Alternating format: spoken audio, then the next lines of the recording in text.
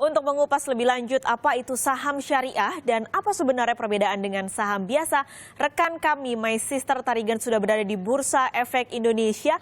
My Sister, selamat siang. Tampaknya sudah cukup ramai. Bisa Anda ceritakan bagaimana kondisi di sana? Ya, Riri, memang kondisi di Bursa Efek Indonesia sendiri sudah sangat ramai sejak pagi tadi. Ini tandanya antusias dari masyarakat yang ingin mengetahui lebih jauh terkait dengan produk syariah cukup tinggi seperti itu.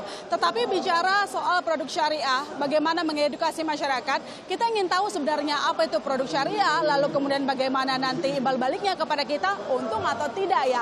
Nah, untuk mengetahui lebih lanjut sudah ada Dwita Aryani yang dari Janis Financial yang akan menjawab pertanyaan tadi. Mbak Dwita, mungkin bisa dijelaskan sedikit sebenarnya apa sih saham syariah itu? Saham syariah.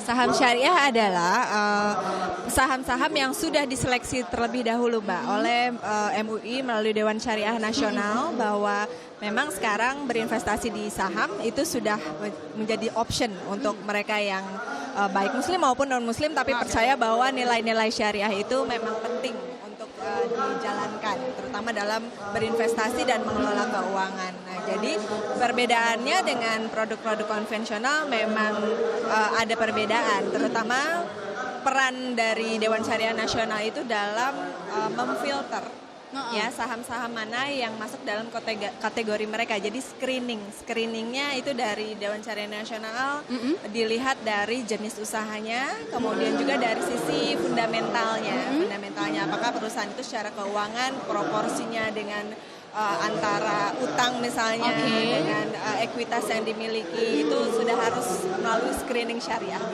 Oke, lantas Pak, kita sudah tahu nih pengertian dari produk saham syariah, kemudian juga non syariah. Nah, kita mau tahu kira-kira sekarang apa saja sih saham-saham yang masuk ke saham syariah saat ini?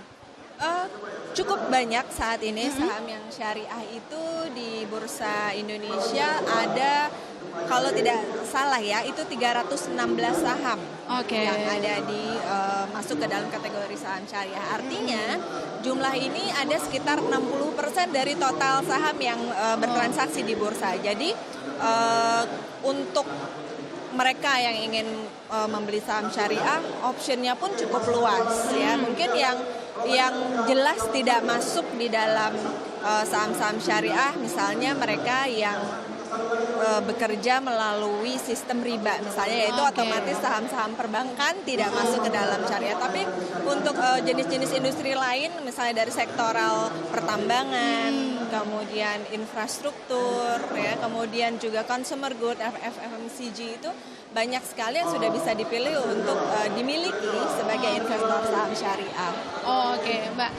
Sekarang saya sebagai investor mau nanam saham di produk syariah. Ya. Keuntungan yang bisa saya dapatkan ketika saya berinvestasi di produk syariah itu apa? Keuntungannya sebetulnya sama dengan keuntungan sebagai investor saham yang non syariah.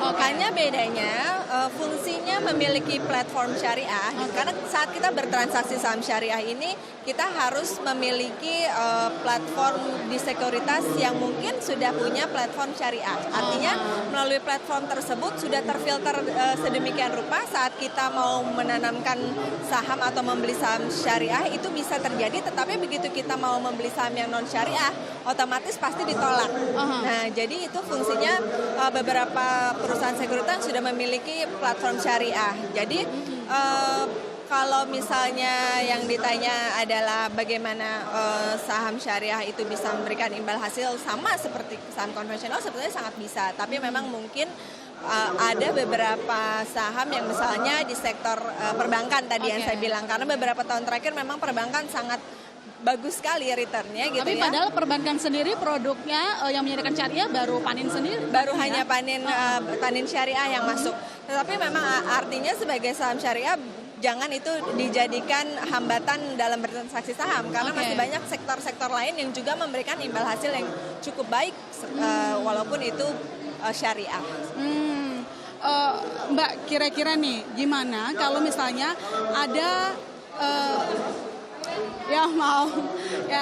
bagaimana kira-kira kalau misalnya ada perusahaan yang dia punya utang banyak nih, gali lubang, tutup lubang seperti itu. bisa nggak sih dia menyediakan produk syariah? Kita sebut saja misalnya perusahaan Bakri seperti itu. Sebenarnya memang ada itu. Nah, inilah fungsinya MUI melalui Dewan Syariah Nasional. Mereka harus bisa men-screening berbagai macam perusahaan yang sudah terbuka untuk melihat bagaimana porsi utang. Karena memang itu termasuk salah satu syarat saham syariah. Tapi perbandingan antara utang dengan ekuitas itu 80% sebetulnya dibandingkan. Jadi istilahnya kalau sudah masuk di daftar emiten syariah, daftar emiten syariah ini diterbitkan ya oleh OJK dan juga bursa gitu ya, setiap kalau saya tidak salah 6 bulan sekali, dan itu terus diperbaharui, dilihat. Jadi ini memang sudah dikerjakan oleh Dewan Syariah Nasional, jadi tidak perlu khawatir juga. Memang jadi perusahaan tetap boleh memiliki utang, tapi porsinya harus tetap sehat dibandingkan dengan aset yang mereka miliki, ekuitas mereka. Artinya intinya para investor tidak usah khawatir, kalaupun perusahaan yang kita tuju itu utangnya banyak lah gitu. Kita kan taunya utangnya, tapi kita juga tidak pernah melihat ekuitas mereka mungkin seperti apa yang mereka miliki, aset mereka baik secara liquid maupun aset-aset yang non liquid. Nah, itu juga diperhitungkan. Artinya calon investor juga harus rajin-rajin gitu ya, melihat daftar ekuitas, kemudian juga laba dan segala macam dari sebuah perusahaan gitu ya, Mbak. Karena untuk laporan fundamental atau laporan keuangan ini pun para emiten wajib melaporkannya ke Bursa Efek Indonesia dalam waktu yang berkala. Biasanya setiap 3 bulanan atau 4 bulan. Ini wajib dilaporkan.